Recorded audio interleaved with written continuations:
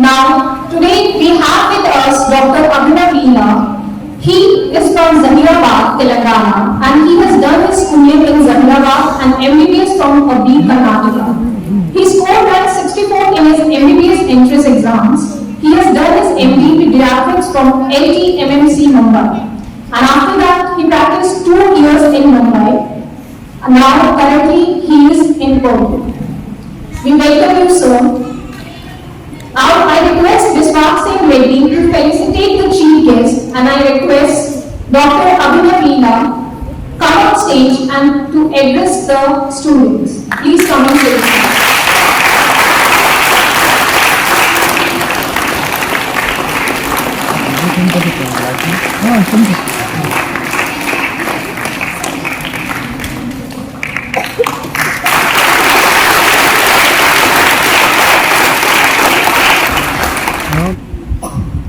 Hello, everyone. So, how are you doing? So, how many have you suffered from eye flu till date? Okay, not many. Nice, good. So, that means you are maintaining a lot of hygiene here with the guidance of your teachers. Good. So, I think you have got a good introduction of eye flu from your teachers. So, I will be talking to you in some more detail about this eye flu. Okay, so basically eye flu is just a layman term. It's called viral conjunctivitis, whatever you are just is going on now. It is not a new disease. It's actually going on every year. But nowadays we see a lot of cases. Now, one in every third children is suffering from conjunctivitis from whatever we see in the OPD. Okay, so it is mostly because of viral conjunctivitis, and most common reason for this is a virus called adenovirus. Okay, so it's called adenovirus, and it also has some other complications other than eye flu, like fever, cough, cold, loose motion, vomiting, which are also very much common nowadays. Okay, so we'll be talking with a little bit detail about this adenovirus causing eye flu. Okay, so are you aware of any symptoms? Yeah, please. Sorry?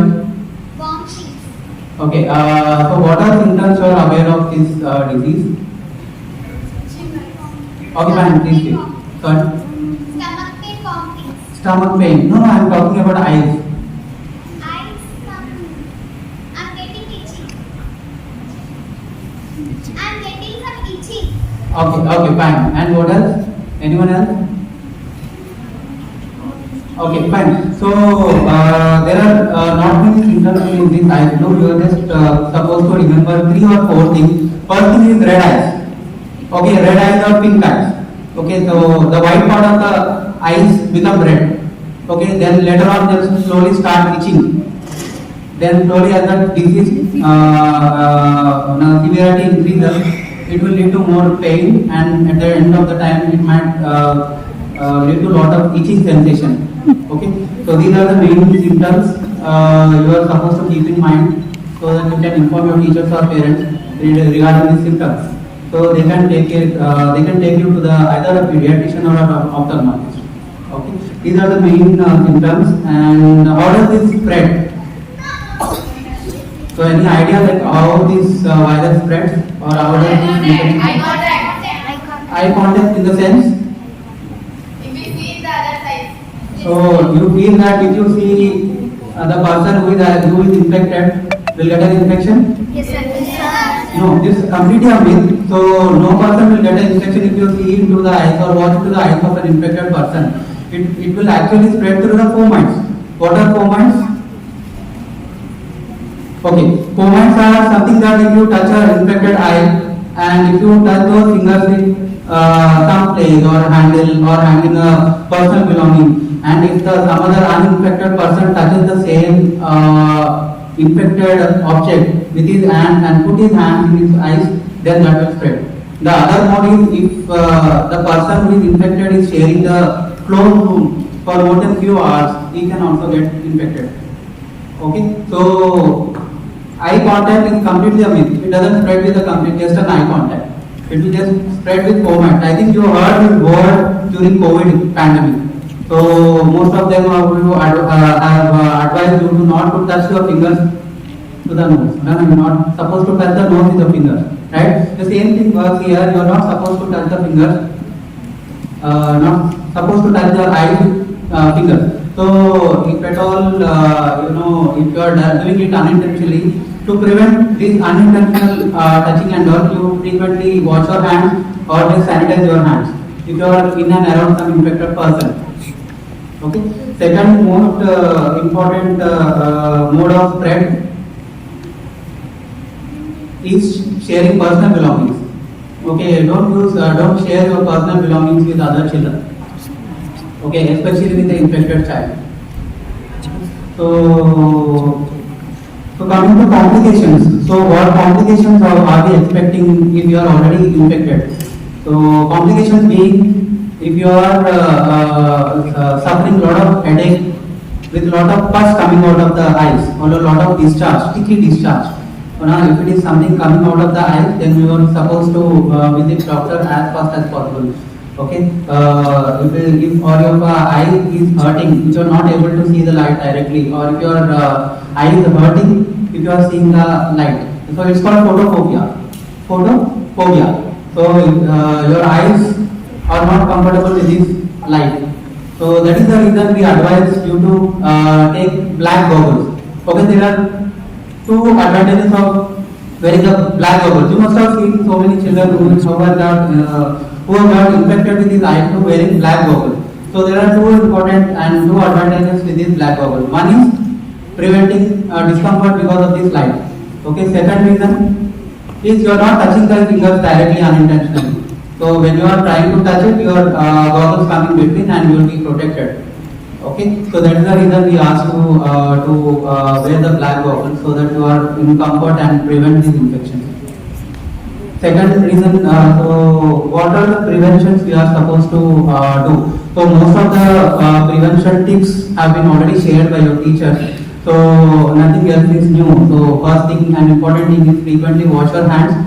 Okay, don't touch your friends' belongings frequently, or if you are touching it, make sure that you use sanitizers before using your belongings again. Okay, so then. So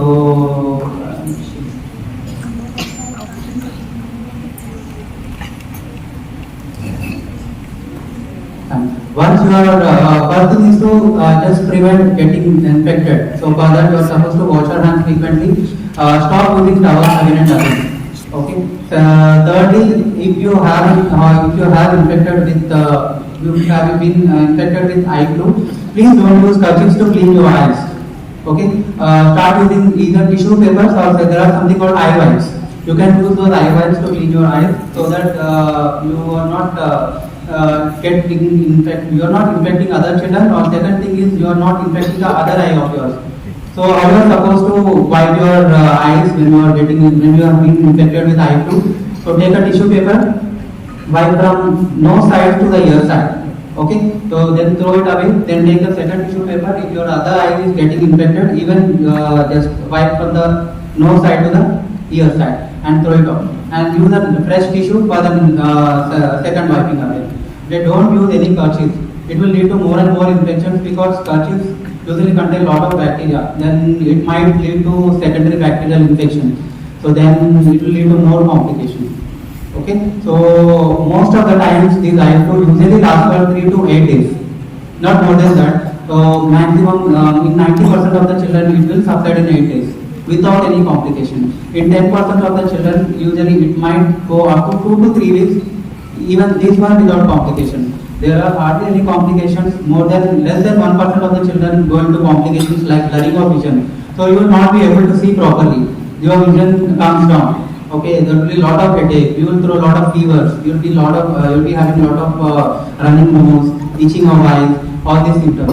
When you are noticing such symptoms, please inform your teachers or your parents so that they will take you to a right doctor. Okay. Yeah. So how are you maintaining the eye hygiene? Are you aware of running eye hygiene? Fine. So eye hygiene is just nothing but you are just supposed to use the wipes one at a time. Don't use cloth and don't repeatedly wash your eyes. Okay. So washing eyes repeatedly will lead to more infections because water, most of the time water is usually contaminated with a lot of bacteria. So once your eye is infected with some virus, there is some immunity in the virus which is compromised and which can easily catch infection. So you are supposed to maintain eye hygiene. See that, make sure that you keep your hands as neat as possible, either by washing your hands repeatedly or using sanitizers. Okay. So anyone else here having some eye diseases who are using drops for the same? Okay, fine. So if you are using some drops for your eyes and you have been infected with the eye flu, please continue the eye drops which have been prescribed your previous doctor. And above that, you are supposed to use the eye drops which have been prescribed. So you need not stop the already using eye drops to use this current anti-infective drop. Okay, so when you visit your doctor, most of the times your doctor might prescribe antibiotics ear drops. So you might have a question saying that this is a viral infection and you are talking about antibiotics. Okay, if you are maintaining a proper hygiene, if you are not infecting your other eye, it will really subside without any eye drops for over 3 to 8 days, provided you maintain a hygiene.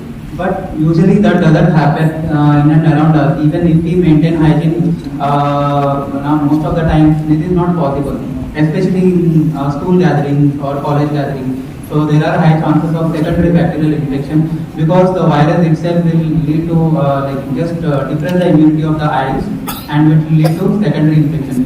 That's why your doctor will prescribe a single antibiotic eye drop and one more eye drop to make you comfort. Okay, so for relief at home, what else you can do? First thing, obviously hygiene. Second thing is you can take small ice cubes, put it in a clean cotton cloth, and you can apply on your eyes. Which will just give a comfort. It's not a treatment; it's just a type of comforting. Okay, you can do such thing. And anyone else is having any diabetes in children or any teacher suffering from diabetes? No, very good to hear that. So, anyways, if you are suffering from diabetes or any other diseases, you can continue your eye drops. Your eye drops won't affect the medication which you are already taking. So, please be careful. This is not a complicated disease unless and until you are maintaining a good hygiene and seeing that you are not getting any secondary bacterial infection. Any questions? Please. Sir, how did this come from, sir? Sorry. This virus, how did it come? It comes from bad water, bad air, from your infected eyes. So that's why you are supposed to maintain your hand hygiene. You are not supposed to share your belongings, especially during this time. Okay. And finally, you all heard about this eye flu which is going on right now. There are also two other diseases which are rampantly going on. One is flu cough, which is also caused by the adenovirus. So you must have heard children getting 1 or 2 days fever, then followed by a lot of cough. They cough like they cough, and at the end of the cough they vomit a lot. So especially in this cough, or usually at the night time, when the temperature of the environment comes down. So this is also caused by the same virus, but this is also a rare disease which will usually last for 2 to 3 weeks. Cough might last for 2 to 3 weeks, and this will not require any medication except for stabilization since the severity is quite very high. Okay, second epidemic which is going on is loose motions and vomiting. So this is caused by some other virus called enteroviruses and rotaviruses and all. So even this is a epidemic which can lead to more complications, especially severe dehydration.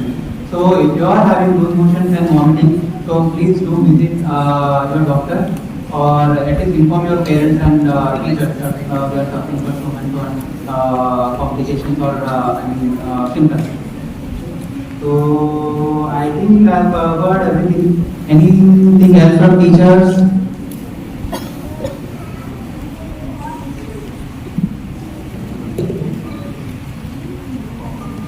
Okay, any questions, queries?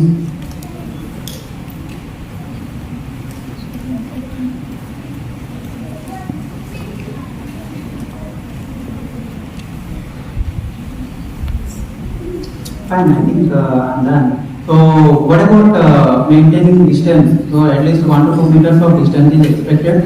Secondly, if any child has been infected with eye flu or any adult who has been infected with eye flu are supposed to be away from school, or they are supposed to be at home for at least 7 to 8 days. Okay, there are no proper guidelines for it, but usually the infective stage, the contagious period usually lasts for 3 to 8 days. So for children, usually we advise for at least 7 to 8 days of rest at home, and for adults who can easily maintain hygiene or who can take care of their own hygiene issues, so they can be at home for 3 to 5 days. So most important reason being is the contagious period. So once we have started the treatment, the contagiousness usually stops within 3 to 4 days. So that is the reason we ask for the children to stay at home for 7 to 8 days and for adults 3 to 4 days. Okay. Come. Sorry. Side effects first. Long-term side effects are very rare in these cases. The only dreaded complication we can actually put it in this way. It's a complication, not side effect. When you are using a medication, we can talk of side effects. When there is a disease, we talk about complication. So complications are, first thing is eye infection. First thing I have already been told is the secondary bacterial infection, which can be treated very well and it will subside in 2 to 3 days. Second most and important complication is corneal involvement. The black thing on the eye you see is called cornea. If that get infected, then you have symptoms like blurring of vision, which I've been already talking about. So your vision dips down, you will have a lot of headache, you will have a lot of pus coming out of your eyes. Your eyeball becomes completely red, including your eyelids. Okay, in that case, it can also be treated with different medications. Okay, but this is treatable. Okay, so the only if your cornea is involved, then it can lead to visual problem and all. But that can be controlled at some instance. Okay.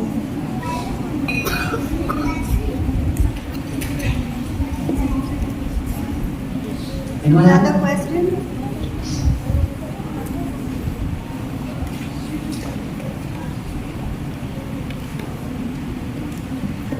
So our parents are also here. Fine. Sorry? Which bacteria is involved? This is actually a virus. The virus name is adenovirus.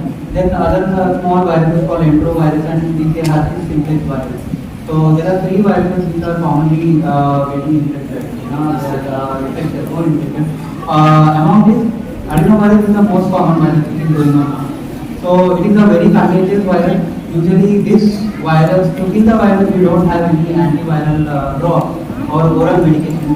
But since it is a self-resolving disease, we don't give any medication for that unless and until you have been infected with some other infection along with it.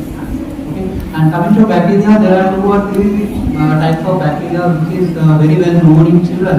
So more of the it is very difficult to speak, pronounce for you. Second is Staphylococcus.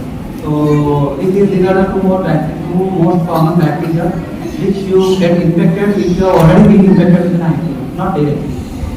Okay?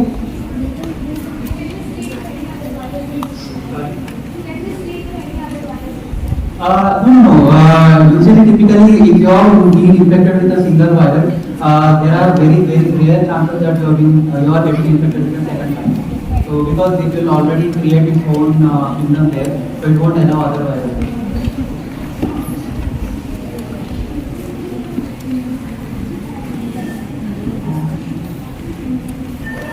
Okay, fine.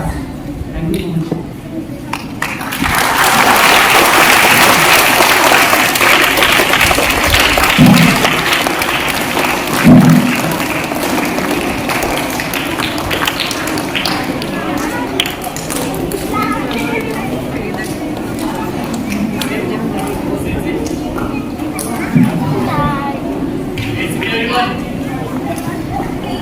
Thank you so much, sir. Now I would like to call Unnati Sai for vote of thanks.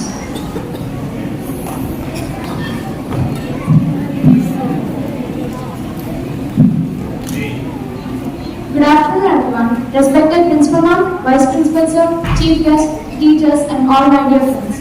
I am Unnati Sai from grade 9. Thank you so much for attending this session. A special thanks to all the guardians who have joined us today.